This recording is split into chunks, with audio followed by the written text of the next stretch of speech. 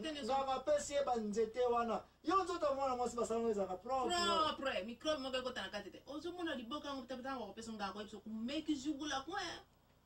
et puis tant on fongola na kati mambongo basana kati limbongo eza déjà libende eza déjà oxyde bato ba ebi forme mais si c'est le et puis fille on peut pas retourner à sala pe sexe scientifique can you imagine mais yo sala sexe scientifique on va y to toucher na ba domaine scientifique et comme hawa ma yena no tsene na classe comment on appliquer ngo yo zo faire et bende ça on a cantine ya mai et puis soit luto yango ya faire go que bola on a 4 3 jours ya kotala c'est na nini na go mona seku na mai barouille no sbibi rouille so la fourchette manzaka fourchette go mona yango place luto fande laki siko yo sala biochimie baye bisayo ke soit liboke oyo fina kama ya kosa ona nzoto na yo mwana mwasi pandake na kati bambongo eza na kati bibendeza na kati et puis bibenda ona ba mayo tsaka na likolo na po ofina ka funda wana ofungula te oyo ko yela yo kondima et pesi ba oxydation et puis oxydation oyo tango za ko kosa ona nzoto yo mwana mwasi place matrice ezalaka toujours propre et puis eke ko infecté yango et puis bibende wana qui est oxydation qui est dégagement ya oxygène eza kosalema na hydrogène ta baza kosangana eza kopesa ja acide et puis acide wana ko se défendre nzoto ya yo mwana mwasi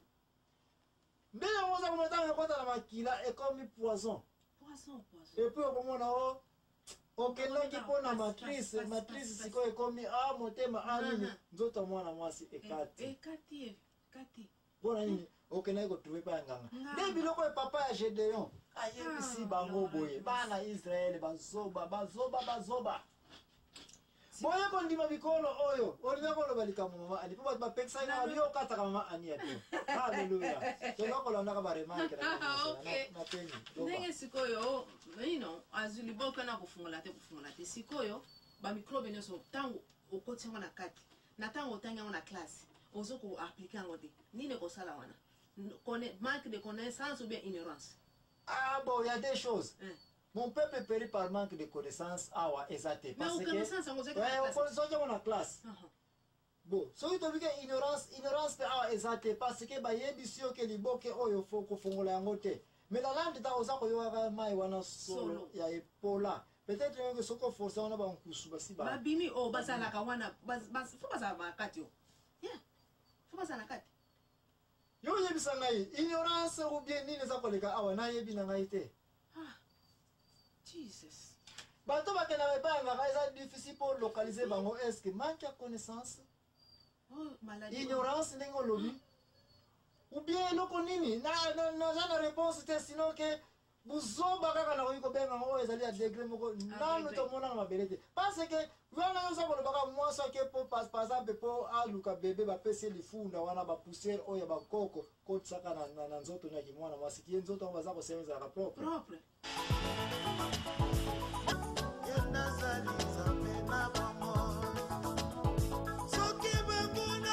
lifunda wana ba poussière oya ba koko ko tsaka na nzoto na kimwana masiki nzoto baza ko semeza ka propre mais siko yo ba yebso salite ko tsaka na kati toza na kawana pe parce que maman merci yo mtu za kwatakia no kibaya kwatakia empresario popso za batata to iko toucher domaine bidonga mais tu es un peu la domaine o ezake biso so iko yokana ke mwana ba yo ba kaira kimina ko no kimina koki tango patala ke na nini na ile so ila parent nango ba speculum nyo ba tena muno ba ina kotara na kati wana soki ba infection ba mais soit ba mona kimina konki et puis na lobi ke biso ba docteur to ba na no yoka mote na mona docteur atina batuna banganga te bon na sina yoka ke bat makena pas de médecin lobi na oke ba malade kimina konki o biso ba docteur to ba traiter ngote ka ba traiter ngana ki boke ni kana église wana na to na iko na bokoko kaka tata docteur benefit di mantu ko utapenda sir na sir parce ngai na sina na yaka pona loba na zanani te na zana ba soso boni to ba ntaba boni te to ba kamne boni to ba velo boni sino na zana na kamine te oye dinga mais na ko yaka loba ete soki pona ba kamatali ba clinique ba to ba za ko landa ba yebi ke na za quand même propriétaire ba clinique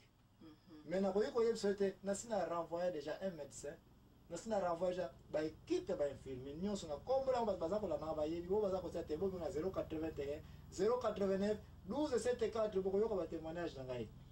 nasina renvoie équipe ba infirmier et bien qualifié ba atwa likolo ya mutu aza koya na maladi balobiki maladi aboye batreta yoka na bokoko ntango na yoka ya équipe nyonso na renvoye kombola bango na revoka bango me tozonga na kimi na konki oyo na revokela bato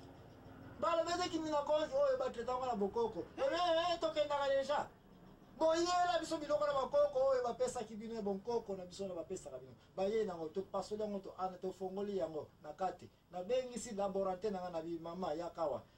zwa mai oyo nyonso oyo ebimi awa tielanga yango na microscope epuis tokoanalyse biloko nini yango atia na po toyeba mpe bachimie organique nini yango bakoko basalelaka mpona kotete kimi na nkonke se nanga ntango bafongolaki liboke wana place wana tozalaki fongola na yo fo septique ya wese oyo esali 50 ans nanga bafongola yango tena solo endimaki wana oh my god mwana azotiaka na monoko mwana epuis nayebisi mama ya mwana wana bi nde biloko boza kolobaka bankoko nde bato batretaka yango epuis zwa yango lia yango mamona no me mwana yo kotiaka yango change na munoko tiaka mai na kati po finir rampe na kimi na konte no yo mama lia nsoso wana basangisaki na potopoto wana epuis nabengi infirmière wana tobaki biloko oyo batreta yango na bokoko na biyo okota na laboratoire na laboratoire aide yo kokende analyse ya produit oyo tobimisi awa toyeba biloko nini eza na kati mais se nanga mpona akende mosika te parce tokoti mpe na distraction ya tro sino kema te na biso ya baverité comme ça bato bazwa mayele eza distraction te toteyaka bakosama te neti bapaster te biso na la vérité tokendaka na 2 sections toza kozwa liloba na nzambe epuis toza kotala application yango na société na biso yango naza komona place oyo totelemi na place ya Gédéon parce que ekumi biso ke totouche mpe culture bonkulu na biso nde okoya komona place oyo toye kobimela na makama Gédéon toyena na culture na biso estce biso mpe na société na biso estce bino mpe na village na bino yaki bokolo n'est-ce pas bato bazali o bazali ete o nganga oyo aza na force papa pasteur oyo aza na nguya papa ntwadisi oyo aza na nguya ye mutu amonaka makambo ye mutu aprotejaka biso Gédéon tokomi na point oyo ezali ke papa na bike bokoya kozwa mwana na ngai soki boprouve nga d'abord ke ye nzambe na bino azalaki capable ya kose protéger te histoire yango esukelaki place wana me po tokata na mokuse Gédéon na miracle wana nzambe asalelaki ye motema na endimaki kaka teke ye mutu akobikisa nini Israel saga na Israel eza kaka kokontinue mama ani yebisanga sikoyo comment Gédéon nzambe aza kotindika ye to mouvement nyonso ye koleka awa mpo Gédéon akoma nani mokonzi ya Israel abikisa Israel bon na banza ntango wana basi bamona deja na ange wana eseleki deja elekaki na ville ya Oprah n'est-ce pas? Na ville ya Oprah. Merci. Pour le bébé on a basi bakuta na angelo. Et puis place yango pe to bosana ko lobela yango, place bakuta na na angelo. Gédéon apesa yango kombo nini? Apesa yango kombo ya Shalom. Oh, Shalom. Shalom elingo loba nini? Shalom elingo loba na sasa na idée vraiment. Na banda elingo loba na oyo nzambe asaleli ngai nzambe ya kimia oya na oyo donc nzambe na kimia parce que nzambe a promettre bango na kopesa pe na Israel à travers yo pe signifie shalom et puis na banza nde ayaki kobenga nzambe El Shaddai El Elohim ba El lima nzambe El Shalom Shalom oyo nzambe place wana atumulaki nzambe mbeka na etiaka Jacob na Bethel yepe awa pesa jango kombo ya nini Shalom. Nzambe ya paix. Awa. Continue na yo. Pona na tolinga ko rate ba point clé oyo te. OK. Donc après wana donc nzambe a insisté que ange nzambe ali aponi yo fo o sa o big sabana Israël. Et puis na banza ay ko grouper bana Israël a grouper bango et puis ay ba manke to kubunda. Mais avant zo action wana avant daki na ndako wana bazo sambela kazo kusive bana Israël po ayeba you know bango nyonso wana baza ensemble et puis ayoki donc soki naza na erreur bon corriger ayoki bato mibale ndenge bolandaki na songisongi ke mutu ovandi na pembeni ozoyoka bato mibale bazosalaki songisongi et puis yo oza no na part ya koyoka ya you know ya kopesa bakomate te me oyoki matoi na yo eyoki